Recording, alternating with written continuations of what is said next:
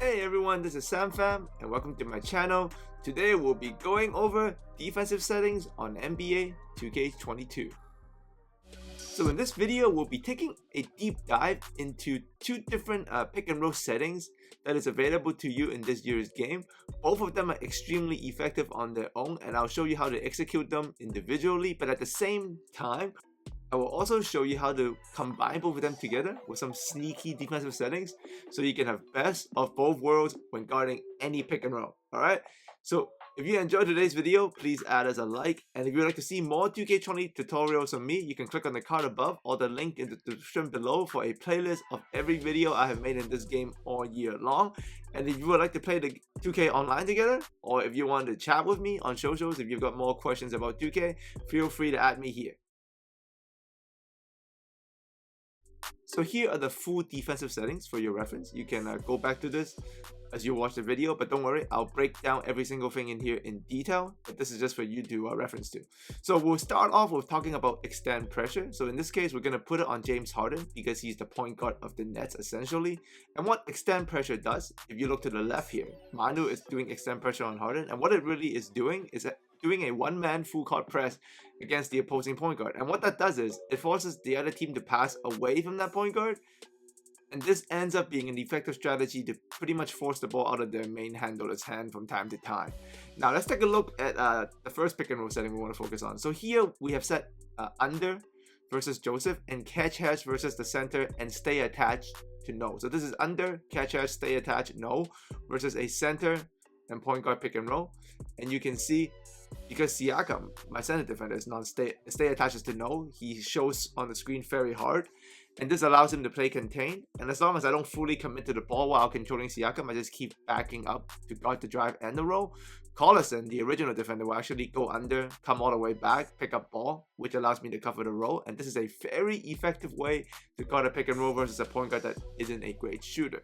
Now in this case versus Kyrie, we did over and catch hedge. So instead of under, this time is over with catch hedge. And you can see Siakam once again stay attached to no, so he's showing pretty well on the screen. I'm controlling Siakam myself to let build-ups go over the screen, and that's perfect. So I would suggest if you have to go over and catch hedge, it is good to get into position with the on-ball defender, but then immediately switch off to the hedge to control, because AI does a pretty solid job getting over as long as you start off putting them in pretty decent position before you switch off. And the other thing about the AI edge also is that it has OP steal awareness. So when it starts, you want to control the hedge, get him in the right position, and immediately when the hedge is in right position, switch back on ball. Because any kind of hedge pass done against you while your hedge is already in good position is most likely going to be a steal like this. So we're going to combine the catch hedge with another setting. So for the on-ball screen versus point guard, shooting guard, small forward, so non-center, we're going to set it to switch all. And if you do that, your team is going to switch any pick and roll that does not involve the center as the screener. So in this case, you can see this is versus a point guard and at the same time a shooting guard, and they immediately switch it.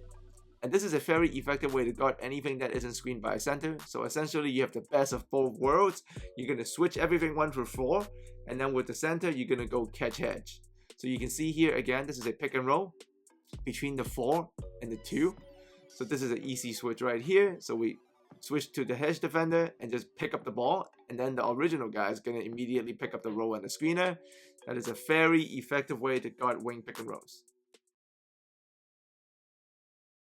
So now that you know how to switch 1 through 4 and catch hedge with the 5, you can actually run both settings at the same time. So you can see this is a double screen. So originally this is a 4-2 screen into a 4-5 screen. So it's a double, but you can see me switch the 4-2 screen, and then the 5-man, when he rolls down, the catch hedge also takes care of that. So this is perfect. And after dealing with it, all you gotta do is play good on-ball defense. And if you want to learn how to do that, just go to my 2K22 playlist and watch my on-ball defense control tutorial. And you can see the catch hedge and switch settings were able to shut down the double screen so that they get nothing. And now a good on-ball ODS technique stops the shot, and we're good to go. Same thing here again. There's another double screen. You can see us switch the initial. Build-ups and Siakam is about to switch, and then Kareem I'm controlling as the hedge myself. So build-ups goes over because it's Durant, and then I take out the roll, go back on ball, let the hedge do his thing, grab the rebound, perfect stop. Now, one key thing you have to understand is that these settings aren't absolute. It's about threat level. So you can see in this catch hedge, because brown has separated from Manu and is driving kind of farther away. So as the hedge defender that I'm controlling, I just have to pick up ball. So this, even though it's a catch hedge, it becomes a switch because of the threat and the space between brown and the roller. So the settings are adaptive and you must make the read on the court. Here you can see again, this is brown again, and he's going to drive wide, and Wade is fully stuck on the screen, so there's no more catch hedge and under and all that. And because the screener has also popped, this becomes a full switch with the 5. That's still pretty good ODS on ball technique, so we were able to stop it. So don't expect the settings to be completely absolute. It is going to adapt based on your positioning and the threat, but if you get good positioning and you take out the threats, it will play as you expect it to. And honestly, when it doesn't, it's still a good adjustment. So this is supposed to be a switch, and you can see it ended up being that because of the threat level. But as we throw into another pick and roll, this one is also supposed to be a switch because it's between Wade and Manu, but you can see the switch did not need to happen because Wade didn't even get taken out by the screen. So no switch took place, but that's also a good read by the computer and a good adjustment by user. So as you play through the setting, make sure you're aware of this element. So pretty much going in with these settings, you know in general what is supposed to happen. But as you read the situation on the court, like here, it's better to just pick up ball instead of going back, because otherwise he would have had to drive. So you're going to make the read in real time, but the settings are so good that they're not going to do anything that you didn't tell them to in terms of guarding the pick and roll with the initial 2 defenders. It's just you have to make the read on what is the best thing to do in that moment.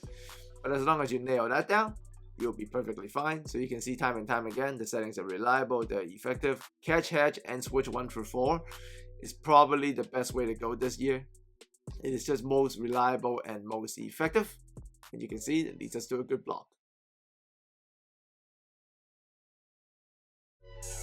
So to sum it up, I'm also going to put all of the little setting details at the end for reference, and also I'll explain those to you in more detail outside of these pick and roll settings. But overall, get these down, get your execution down. I guarantee you with defense so good this year, if you get the settings nailed down too, it's so hard to get scored on.